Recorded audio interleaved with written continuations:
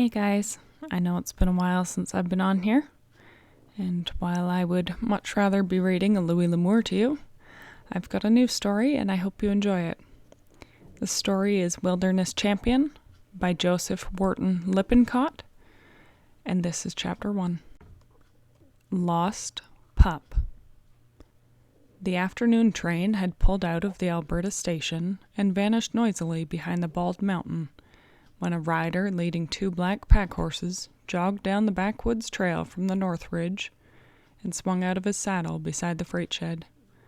The horses required no tying. With complete docility, they hung their weary heads, slouched hindquarters, and quietly waited for further orders. The station master had heard the hooves clicking against the loose stones in the mountain stillness, and now he stepped out of the shed with a broad grin spreading through his reddish whiskers. "The hound pups have come, Johnny, right on time, June 1st, he croaked genially. 4 of 'em, all alive and kicking." "Well, that's news," shouted the rider joyfully. He was much younger, thinner, and taller than the other man. There was something especially boyish in his voice, and in the look of his shaven red face.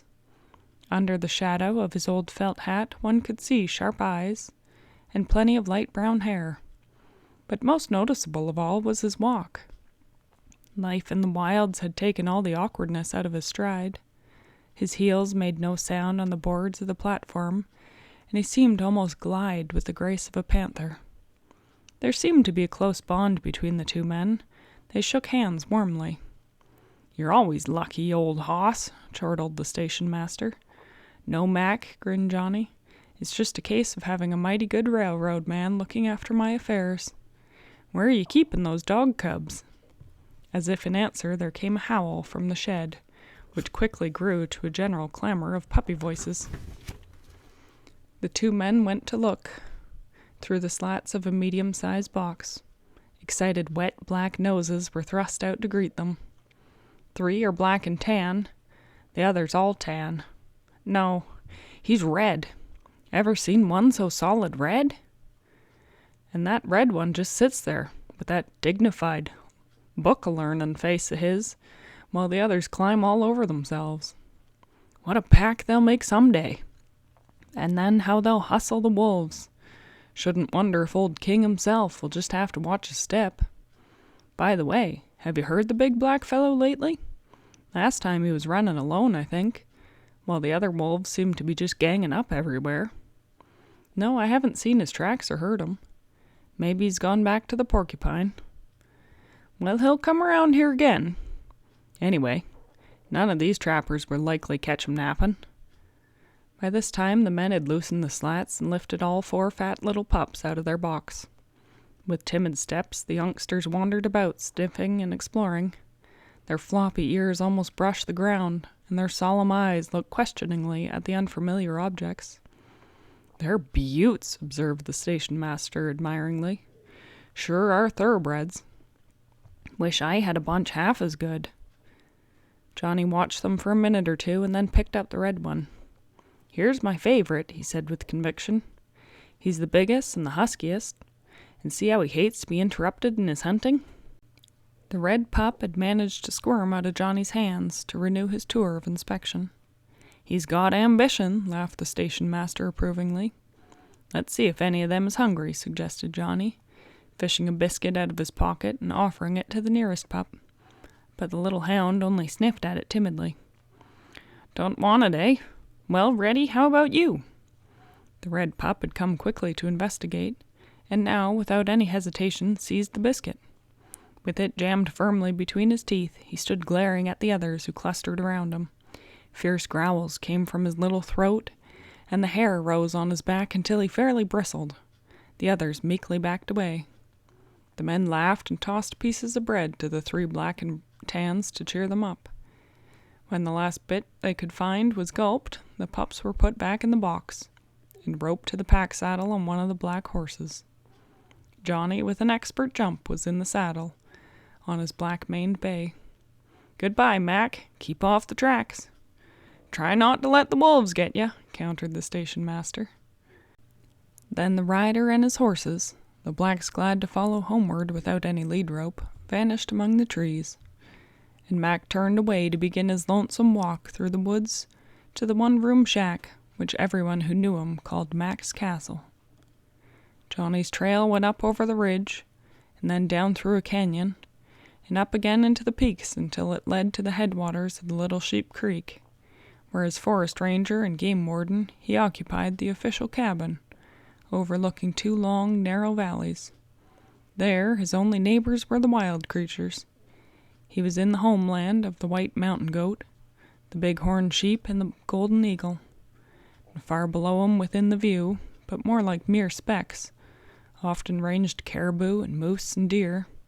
At times there might be bears, both the grizzly and the black, and other times the lesser dots, moving nervously and fast. The wolves, gray ones and black ones, sometimes 30 in a pack, or perhaps only a few together, or only 2. When a lone wolf of unusual size came out of the timber, Johnny would fetch his binoculars from the shelf behind the door and take a careful look at him, for generally the single wolf would be the great old-timer everyone called the king. He was as black as pitch and massive in limb, and his voice when he howled was gruff and deep, with that weird quality which made the scalp of many hunter tingle, and something like a shiver travel along his spine. Anyone who heard or saw the king never forgot him. There were many stories about this old black wolf. At one time he'd led a great wolf pack in the valley of the Porcupine, he and his mate. Men had tried to break up the pack with guns, traps, poison, and dogs. Rewards were offered, larger each year, and some results were secured, but no one ever broke the spirit of the king until the big wolf lost his mate. After that came a sudden change. The wolf seemed to go mad. He separated from his kind, and he ranged recklessly far and wide, as if searching for the lost she-wolf. His great voice, hoarse from calling through the long nights, haunted the mountains with its roar. After a year of this, he seemed to give up hope, but never to settle down again. Only very rarely would his tracks be seen with those of other wolves, for his restlessness drove him to wander constantly from one range to another, regardless of the food supply or of his enemy, man. There were spots in the steep trail where Johnny nearly always stopped to give the horses a brief rest, but this time the growing shadows warned him to keep going. It was not pleasant to be caught in the mountains after dark, especially in the gloom of the spruce timber, which extended up to the rock slides and precipices immediately below the final climb. The timber line was at an altitude of about 9,000 feet. After that came the brush and loose stone country, and then the jagged rock, with only scattered patches of grass and weeds. And at the very top there was little except rock and banks of snow in partly shaded places. As the night gradually settled over the mountain basins, the horses cocked their ears and traveled more warily. Where the trail was especially steep and rocky, they tried to stop and look around while getting their wind in the rarefied atmosphere. They were still in the zone of trees, although a little way ahead many openings showed where the forest began to thin. Suddenly Johnny felt the muscles of his mount tighten and saw 2 black shapes coming down the trail in front of him. From their size and general outline he guessed that they were bull moose, intent on some business of their own, and unaware of his presence. To let them come too close would mean trouble with the horses, so he waved his arms and shouted, "Hi there!" The 2 big bulls stopped instantly and threw up their massive heads, on which new growths of antlers showed like limbs growing between the shaggy ears. One swung slightly to the left and the other to the right, and past the horses they lumbered with such a crashing of dead branches that the pack animals took fright and wheeled. Down the trail they dashed and out of sight before Johnny could control his own bay and do anything to stop them. It was not a real stampede, however, for the horses had often seen and smelled moose, although not as close as these. So Johnny, riding recklessly fast, was able to very soon catch the blacks and turn them. He swished the loose end of his reins threateningly as he chased the offenders clattering uphill once more. The moose had gone down the mountain and were nearly out of hearing, but Johnny kept the blacks ahead of him and drove them the remaining 1.5 miles. By this time it was really night. The low cabin, perched among the brushes and rocks on the divide between the two valleys, looked almost black in the starlight. Johnny dismounted quickly, took off the saddle and bridle, and let his horse go into the corral at one side. Then he began untying the packs on the blacks. His first care was the box with the pups, and this, he'd noted, was not in the right position. Working hard at the ropes, he loosened it and found that a slat was missing. Ripping off another slat almost feverishly, he felt inside and realized his worst fears. The pups were gone. At least this was his first excited surmise. But in the furthest corner he discovered one of them, so shaken and scared by being left alone in the new situation, that it had nearly flattened itself against the wood. Here was a real problem.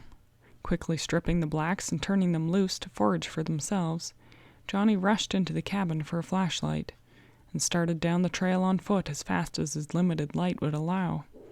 He felt fairly certain that the accident to the box had happened when the horses bolted at the sight of the moose and perhaps bumped their packs against one or more trees.